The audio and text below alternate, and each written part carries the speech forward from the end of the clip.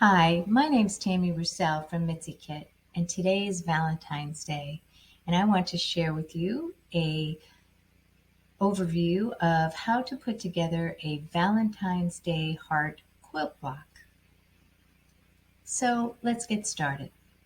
The Valentine's Day heart quilt block is pictured here using a pink small scale floral print as the base square, with a contrasting red muted fabric forming a heart shape on top. You can use a charm pack of 5-inch squares with any patterns you wish to make this design. Just make sure that half of your squares are light shades, like the light pink, for the base, and the other half are the darker shades, like the red, for the heart. At the center of the red heart shape, there's a lighter pink fabric revealed in a diamond-shaped area, and we have inserted a light pink felt applique. This is optional. Some prerequisite requirements for this project. You should have the ability to purchase or cut squares to use in your quilt block. You should know how to thread a needle, how to tie a knot at the end of your thread, how to do a running stitch with hand sewing or straight and back stitching using a sewing machine. And you should know how to tie off thread for hand sewing. If you need help with adaptive hand sewing processes geared for the blind or visually impaired, you can check out our YouTube Mitsy Kit videos. We have videos on how to thread a needle, tie off thread, perform a running stitch, and hand sewing. We also have a video on how to use a Bowen automatic tabletop needle threader. If you intend to use a sewing machine, then we also have some tips on how to thread a sewing machine using a bow style needle threader. Additional prerequisites include how to use scissors for cutting thread, how to fold, iron, and attach folded half square triangles to an underlying square. Again, you can reference our YouTube videos. We have a video on how to fold, iron, and attach folded half square triangles. Some recommended supplies in addition to your fabric include small boxes to hold the squares and half square triangles, with a container for each different color and pattern of your squares. Paper clips and safety pins are recommended for tactile markers. We'll talk more about this as we look at the quilt block instructions. You'll need sewing notions like thread, pins, needles, threaders, scissors, and seam guides. And you'll need a tabletop with a good amount of working space to lay out your quilt block, your squares, your containers, and your sewing notions. Let's go over the process that you're going to use to assemble your quilt block. The quilt block designs are accomplished by placing both solid and folded half square triangles in a specific order and directionality within 4x4 rows. Instructions to make each design will guide you to place each of the quilt block squares into rows. The quilt block designs will be made with 4 rows of 4 squares. The rows will go horizontally across the table, with row 1 starting in the upper left corner, row 2 positioned below row 1, row 3 positioned below row 2, and row 4 positioned below row 3. We also need to talk about the directional orientation of the half square triangles. We will instruct you to place the half square triangle into position in the row. You will be told to orient the half square triangle so that the raised half of the triangle is in one of the 4 following positions. If we say to position the half square triangle in the upper right, in this case, you should position the raised fabric in the upper right corner of the square, with the diagonal going from the bottom right to the top left. That's the diagonal of the half square triangle. If we say to position the half square triangle in the upper left, in this case, you should position the raised fabric in the upper left corner of the square, with the diagonal going from the bottom left to the top right. If we say to position the half square triangle in the lower right, in this case, you should position the raised fabric in the lower right corner of the square, with the diagonal going from the bottom left to the top right. If we say to position the half square triangle in the lower left, in this case, you should position the raised fabric of the half square triangle in the lower left corner of the square, with the diagonal of the half square triangle going from the bottom right to the top left. Some other organization tips to get started. You should use some small boxes or containers to categorize the different colors and patterns of your squares and half square triangles. The specific number of boxes will be needed for the different colors and patterns and indicated in the quilt block instructions. Place paper clips on boxes to identify them by touch. Put one paper clip on box 1, 2 paper clips on box 2, and 3 paper clips on box 3, etc., for as many boxes as you need. These tactile identifiers will help you to differentiate between the colors and patterns of the different blocks that you will need for your quilt block. The project fabric requirements include 14 of the lighter shade pink 5-inch squares and 14 of the darker shade red 5-inch squares. You will need to fold and iron 12 of the red squares into folded half square triangles. Then tack each of these red half square triangles onto one of each of the pink 5-inch squares, making 12 of these. You'll be stitching in the 3 corners to secure the half square triangles, the red half square triangles, to the pink squares. Place these 12 squares with the attached red half square triangles in box 1 with one paper clip to identify it. Then place 2 of the red solid fabric squares in box 2 with 2 paper clips to identify this.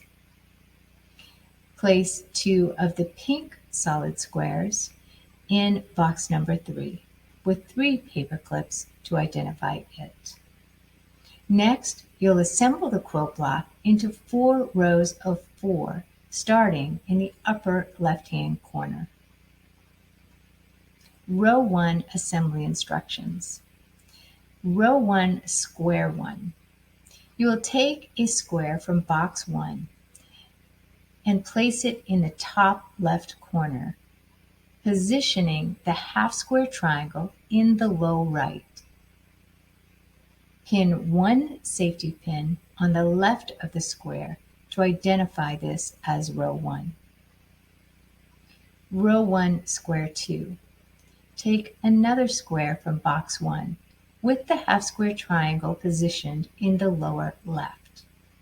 Place this to the right of row 1, square 1. Row 1, square 3. Take another square from box 1, position the half square triangle in the lower right, and place it to the right of row 1, square 2. Row 1, square 4. You'll take another square from box 1, position the half square triangle in the lower left, and place it to the right of row 1, square 3. Now you're going to pin these squares together in row 1 from end to end and stitch them together with a running stitch. To do this, flip square 4 over to the left on top of square 3, as if you're flipping a page of a book backwards, so that they are face to face with the right sides of the fabric together. Place a straight pin along the right-hand side of the squares in the upper right and lower right corners to secure them. Then open up the squares and repeat the process for the remaining squares. Flip square 3 over the left on top of square 2 and pin along the right-hand side. Then flip square 2 over the left on top of square 1 and pin along the right-hand side. Once you've pinned the squares together in the row, perform a simple running stitch to attach each of the squares together along each of the pinned intersections with a 1/4 inch seam allowance.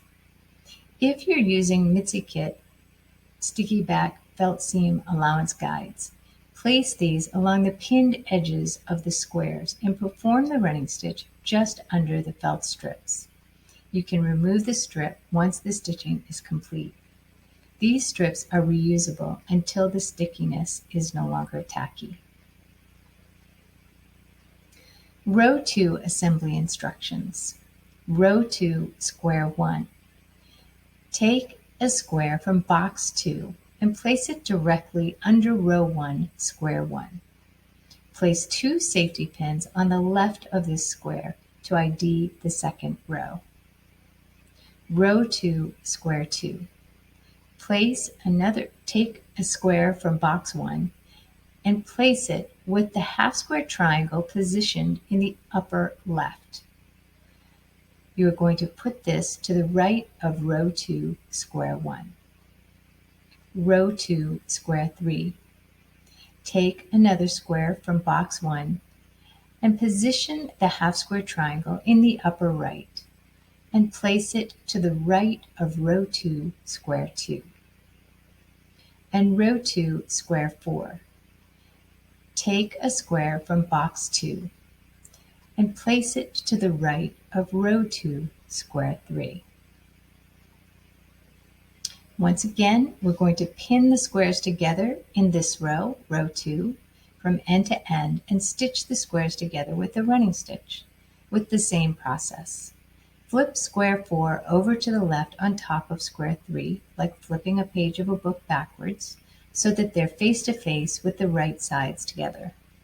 Place a straight pin along the right-hand side of the squares in the upper right and lower right corners to secure. Then flip the square back to the right so it's face up again. Repeat this process for each of the squares, flipping square 3 over to the left on top of square 2, pinning along the right-hand side, then flip square 2 over on the left on top of square 1, pinning along the right-hand side. And then once they are pinned together in the row, perform a simple running stitch to attach each of the squares together along the pinned intersections with a 1/4 inch seam allowance. Row 3 assembly instructions. Row 3, square 1. Take another square from box 1 and position the half square triangle in the upper right and place it directly under row 2, square 1. Put 3 safety pins on the left of this square to identify the third row. Row 3, square 2. Take another square from box 1. Position the half square triangle in the lower left and place it to the right of row 3, square 1. Row 3, square 3. Take another square from box 1, position the half square triangle in the lower right, and place it to the right of row 3, square 2. Row 3, square 4. Take another square from box 1, position the half square triangle in the upper left, and place it to the right of row 3, square 3. Now you're going to pin the squares together into row 3 and stitch it from end to end. Flip square 4 over the top on left on top of square 3, like flipping a page of a book backwards, so the fabric is face to face with right sides together. Place a straight pin along the right-hand side of the squares in upper right and lower right corners to secure them. and then flip the squares back to the right so it's face up again. Repeat this process for each of the squares, flipping square 3 over the top of square 2, pinning along the right side, flipping square 2 over the left top of square 1, pinning along the right hand side, and then once this pinning is complete, perform a simple running stitch to attach each of the squares together along each of the pinned intersection with that 1/4 inch seam allowance.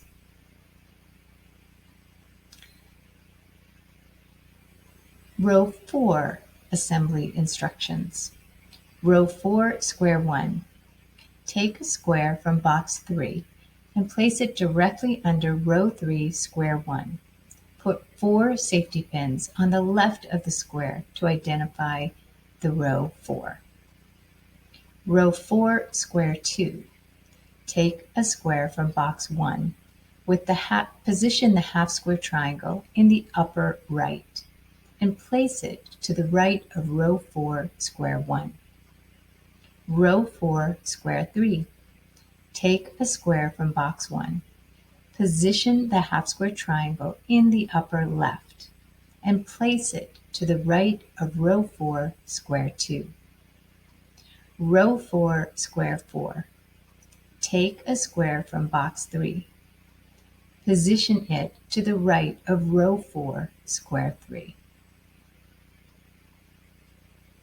Now we'll pin the squares together for row 4 and stitch them together with the running stitch. Once again, flip square 4 over to the left on top of square 3, like flipping a page of a book backwards, so they are face to face with right sides together. Place a straight pin along the right-hand side of the squares in the upper right and lower right corners to secure them. Flip the square back to the right so it is face up again. Repeat the process for each of the squares, flipping square 3 over to the left on top of square 2, pinning along the right-hand side, then flip square 2 over the left on top of square 1, pinning along the right-hand side, and then once pinning of all the squares in the row is complete, perform a running stitch to attach each of the squares together along each of the pinned intersections, again with the 1/4 inch seam allowance. Now that you've stitched together all of the squares into their rows, you're going to pin the 4 rows together from end to end and stitch the rows together with a running stitch. Make sure that your rows are properly aligned on the table with the safety pin row indicators attached to the left-hand side of the first square in each row. Row 1 should have 1 safety pin in the leftmost square of the row. Row 2 should be directly under row 1 with 2 safety pins in the leftmost square of the row. Row 3 should be directly under row 2 with 3 safety pins in the leftmost square of the row. And row 4 should be directly under row 3 with 4 safety pins in the leftmost square of the row. Pin the 4 rows together from end to end and then stitch them with the running stitch. Flip row 1 down over on top of row 2 so that they are right sides together with safety pin row indicators sandwiched in between the fabric. Align the top intersections of these 2 rows. Then attach with a straight pin at the leftmost top corner. Also attach at each seam intersection of the 4 squares, again using straight pins. And then attach the rightmost top corner with straight pins. Once the rows are pinned together along this top intersection, perform the running stitch from left to right or right to left with a 1/4 inch seam allowance.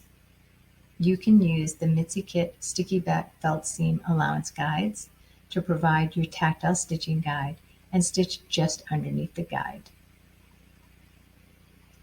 Pin the 4 rows together from end to end and stitch with a running stitch continues. Repeat the same process to stitch row 2 to row 3 and row 3 to row 4. This will complete stitching all 4 rows together into your quilt face block. Now, if you choose, you can add the pink heart applique to the center of the quilt block. Choose a pink heart applique that is around 4 to 5 inches. This will fit in the center of the diamond shape. Find the exact center of your quilt block and place the center of the heart shape applique on top of it. You can use the sticky back appliques and iron them on, or you can stitch them on. This completes your quilt block. Now you can use this quilt block to create a table runner. You could use this as a wall hanging, or you could create more blocks and create a quilt. We didn't cover the backing or batting for this project because it will depend on what you're going to make. We hope that you've enjoyed this instruction. If you have any questions at all, feel free to call me at 978-419-1824, or you can email me at Tammy, Tammy, .Roussel, Roussell, at mitsykit, MITSYKIT.org. I'm using a different presentation style today, trying out this recording with the text descriptions. I want to see how this works for you guys. Please let me know if you found this to be valuable or if you have other feedback. Thanks, and happy Valentine's Day, as well as happy crafting.